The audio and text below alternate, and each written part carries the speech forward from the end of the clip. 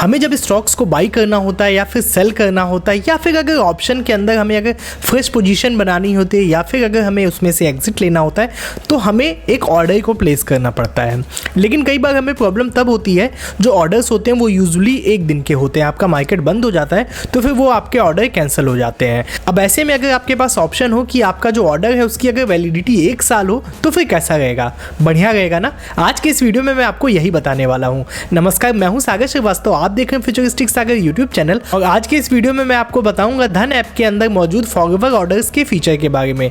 देखिए, ये काफ़ी ज़्यादा बेहतरीन फीचर है। अब इस फीचर को हम लोग यूज़ कैसे कर सकते हैं, आइए अपनी लैपटॉप की स्क्रीन पे लेके चलता हूँ और मैं आपको बताता हूँ ये सारी चीज़ें हम लोग कैसे कर सकते हैं। अभी देखिए, हमारे पास यहाँ पे वेब वर्जन ओपन है जो कि है web.dhan.co। आपके पास अगर डीमैट अकाउंट है धन के अंदर तो फिर आप आसानी से इसे एक्सेस कर सकते हैं। अगर आपके पास धन के अंदर डीमैट अकाउंट नहीं है तो फिर आप डिस्क्रिप्शन में दिए हुए लिंक से आप इसे फ्री में ओपन कर सकते हैं, या फिर गूगल के प्ले स्टोर से या फिर एप्पल के ऐप स्टोर से भी आप इसे डाउनलोड करके अपना अकाउंट फ्री में आप इसे ओपन कर सकते हैं। अभी के लिए अगर फॉरवर्ड ऑर्डर्स के बारे में अगर बात किया जाए तो फिर जिस भी स्टॉक के अंदर हमें फॉरवर्ड ऑर्डर्स को प्लेस करना है, हमें वहाँ पे उसे क्लिक कर देना है। अभी जैसे ओला इलेक्ट्रिक मोबिलिटी पे मैं क्लिक करता हूँ और इसके अंदर मैं फॉरवर्ड ऑर्डर्स को अगर प्लेस करना चाहूँ तो फिर यहाँ पे क्लिक करके मैं आसानी से इसके अंदर प्लेस कर देता हूँ। अब इसके अंदर आप ध्यान रखें कि इस स्टॉक के अंदर जब भी आपको फॉरवर्ड ऑर्डर्स को प्लेस करना है जिसकी वैलिडिटी 1 साल होती है, तो इसके लिए आपके पास आपका DDPI एक्टिवेटेड होना चाहिए, यानी कि डीमैट डेबिट प्लेज इंस्ट्रक्शन।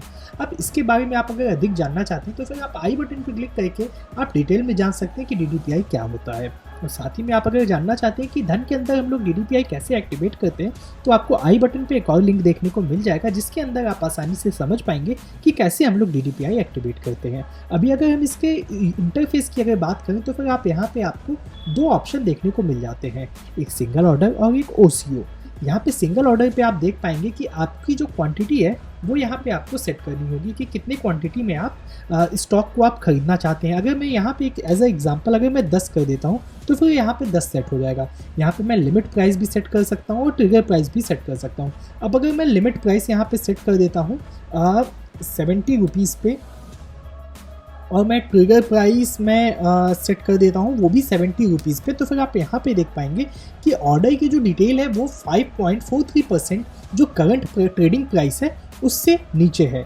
अब यहाँ पे आप ऑप्शन पे भी क्लिक करके, यहाँ पे मार्केट के ऑप्शन पे भी आप क्लिक करके आप यहाँ पे ऑर्डर को प्लेस कर सकते हैं। वैसे अगर फॉरवर्ड ऑर्डर्स को जब प्लेस करते हैं तो आमतौर पे हम लोग लिमिट पे ही क्लिक करके और ट्रिगर पे ही क्लिक करके हम लोग प्लेस करते हैं, क्योंकि हमारा जो ऑर्डर होता है वो हमें अचीव करना होता है। जब भी वो उस प्राइस क्राइटेरिया को जब वो मीट करे तो फिर वो हमारा ऑर्डर एग्जीक्यूट हो जाए। वहीं अगर OCO की बात की जाए तो फिर OCO के अंदर आपको अलग अलग ऑप्शन देखने को मिल जाएंगे। यहाँ पे हमें पिछले सिंगल ऑर्डर में हमें यहाँ पे लिमिट प्राइस और ट्रिगर प्राइस देखने को मिला था। यहाँ पे हमें एक स्टॉप लॉस का भी यहाँ पे आपको ऑप्शन देखने को मिल जाएगा, जो कि काफ़ी अच्छी बात है। तो यहाँ पे आप लिमिट प्राइस आप सेट कर सकते हैं स्टॉप लॉस के लिए, और ट्रिगर प्राइस भी आप सेट कर सकते हैं स्टॉक के लिए।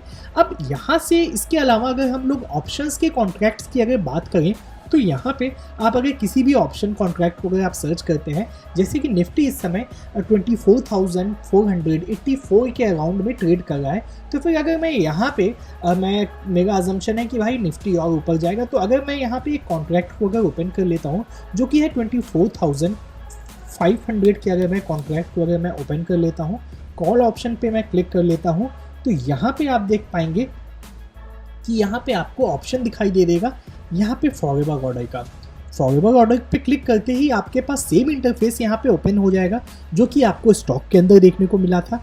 वहीं अगर OCO की बात की जाए तो फिर OCO का मतलब होता है कि 1 of 2 orders will be executed which ever trigger first, यानी कि अगर आप 2 ऑर्डर को यहाँ पे आप प्लेस करते हैं तो फिर वो जो आपका ट्रिगर पहले करेगा वो आपका एग्जीक्यूट हो जाएगा, यानी कि दोनों ऑर्डर में जो पहले आपका ट्रिगर करेगा वो यहाँ पे आपको एग्जीक्यूट होते हुए दिख जाएगा। और एक चीज़ आपको और ध्यान देनी पड़ेगी, अगर आप किसी ऑप्शंस कॉन्ट्रैक्ट के अंदर जिसके अंदर आपने इंट्राडे पोजीशन ऑलरेडी बना रखी है, अगर उसके अंदर आप OCO फॉरवर्ड ऑर्डर को अगर आप प्लेस करते हैं तो फिर वहाँ पे आपकी नई पोजीशन बन जाएगी। और उसके अलावा अगर आप किसी भी अगर इक्विटी के अंदर, जैसे मैं अगर इस स्टॉक को अगर मैं ओपन कर लेता हूँ, अगर आप किसी भी इक्विटी के अंदर अगर आप सेलिंग करना चाहते हैं तो फिर वहाँ पे आप सेलिंग तभी कर पाएंगे जब आपके पास वो आपके पोर्टफोलियो में मौजूद होगा। और अगर आसान भाषा में बोलूँ तो अगर आप किसी स्टॉक को आप अगर सेल करना चाहते हैं तो उसे सेल करने के लिए उसका आपके पोर्टफोलियो में होना ज़रूरी है, और आप फॉरएवर ऑर्डर्स के फीचर को आप फ्यूचर्स के भी सेगमेंट में यूज़ कर सकते हैं। तो इस तरीके से आप फॉरएवर ऑर्डर्स को प्लेस कर सकते हैं। तो इस वीडियो में मैंने आपको बताया फॉरएवर ऑर्डर्स को हम लोग कैसे प्लेस कर सकते हैं। उम्मीद करता हूँ आपको वीडियो पसंद आई होगी। अगर वीडियो पसंद आई होगी तो इस वीडियो को लाइक कीजिएगा। कोई भी डाउट्स या फिर सजेशंस होंगे तो फिर नीचे कमेंट बॉक्स में जरूर से कमेंट कीजिएगा। सब्सक्राइब करके बेल आइकन को प्रेस कर दीजिएगा फाइनेंस और स्टॉक मार्केट से रिलेटेड ऐसे ही इंफॉर्मेटिव वीडियोस देखने के लिए। मिलते हैं नेक्स्ट वीडियो में, तब तक के लिए जय हिंद, जय भारत।